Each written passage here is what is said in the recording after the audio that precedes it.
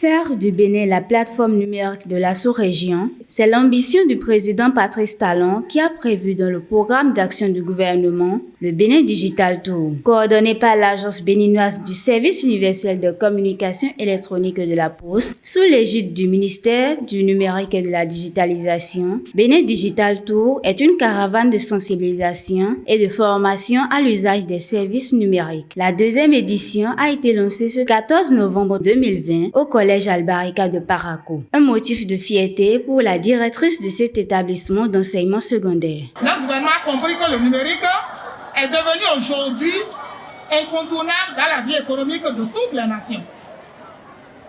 Et particulièrement pour les pays en voie de développement comme le nôtre. Le numérique est notre avenir. Que ce soit dans le domaine de l'économie, de l'emploi, de l'éducation, de la santé et que sais-je encore, le numérique est un facteur indispensable à l'évolution, au progrès et à la pérennité de nos sociétés. Et comme l'a bien si affirmé la chancelière Angela Merkel, le monde numérique crée une situation où il n'y a pas de secret. Le numérique facilite donc l'enseignement et la formation.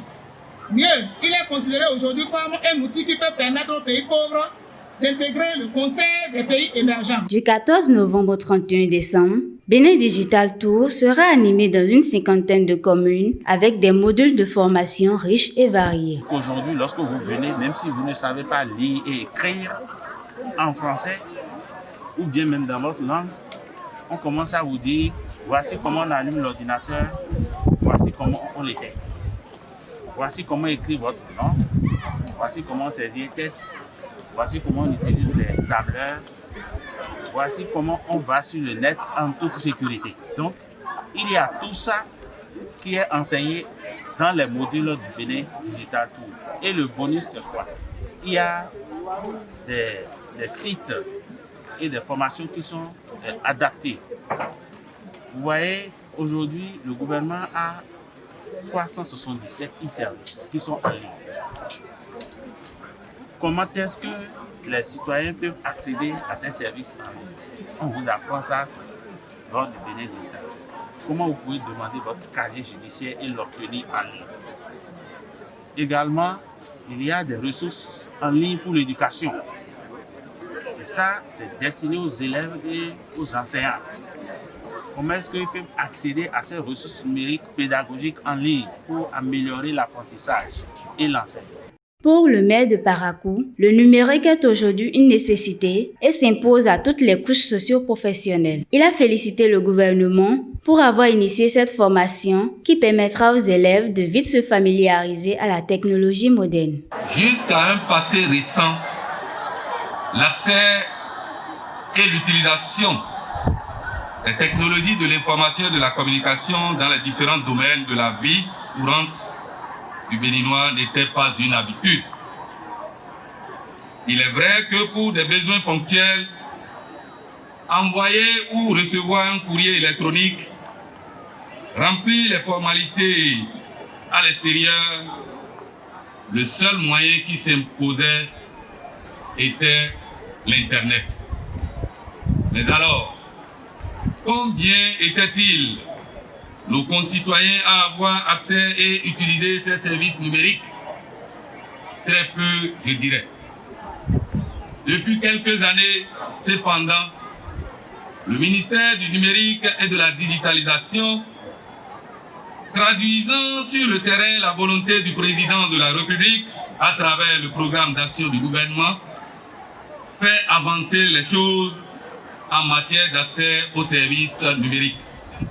Car aujourd'hui, en plus des classes numériques dans les établissements scolaires de nos territoires, pour amener déjà très tôt nos apprenants à s'intéresser au numérique, ce sont de nombreux points numériques communautaires qui ont été mis en service à travers le territoire national, cette fois pour le plus grand bonheur des populations. Après avoir rappelé la vision du gouvernement qui ambitionne une révolution numérique, la ministre de l'économie numérique a invité les participants à vulgariser leurs acquis afin d'impacter un effectif considérable. Tout le monde n'aura pas la chance de bénéficier de la formation dont vous allez bénéficier.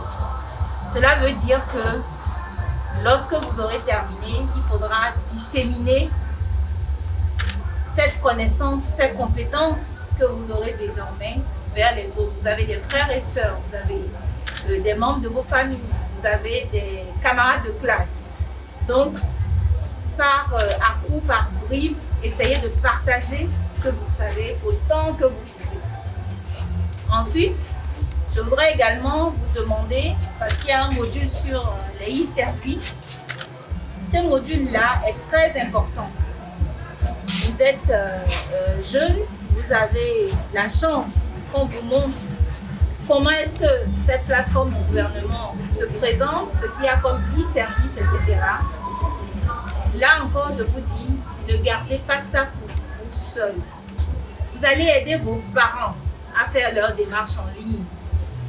Vous allez aider vos tantes, vos oncles, vos grands-parents. La cérémonie du lancement de la deuxième édition de cette formation a connu la participation effective des autorités politiques de la ville de Parakou, du corps professoral et administratif du CEG Albarika et des élèves venus exprimer leur intérêt au numérique. Au-delà des élèves, les étudiants, les artisans, les commerçants et même les fonctionnaires sont également ciblés pour prendre part à cette formation.